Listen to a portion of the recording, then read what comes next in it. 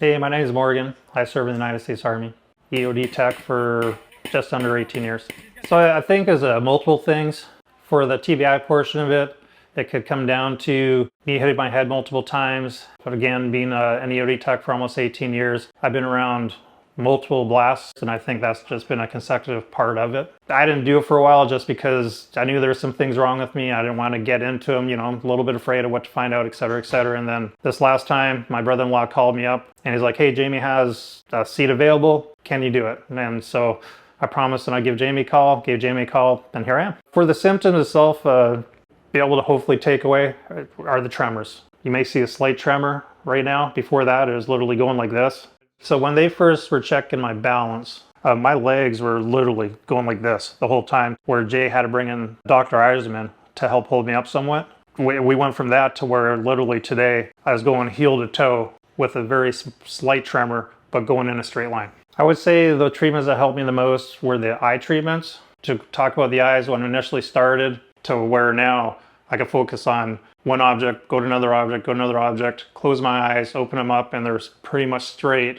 May get a little bit of waver still, and then constantly be able to do that. For when the docs say, you know, obviously your eyes are a huge part of what your body does. I've had a great experience. You know, the doctors, everybody that works here is great. So it's not like going to, you know, everybody's gone to a PT. I'll just say for my part, PT, you know, you go in there, the person's kind of monotone. You got to do the same thing over and over and over again. They look at you and say, okay, let's do the next thing. That's not here. You know, you come out here, they already have the things that are wrong with you that you need to work on, and you can see the progression through it just in the last 2 weeks of what used to be bad, and you just got better and better and better. And during that whole time period, they're like, you're doing awesome, you're doing great. Okay, maybe you need to work on this a little bit, but it's still a lot better than it was at the very beginning. You know, jokes are thrown around. It makes it fun. And when things are fun, then you want to do them, and you want to do them more. I would highly suggest coming to this place.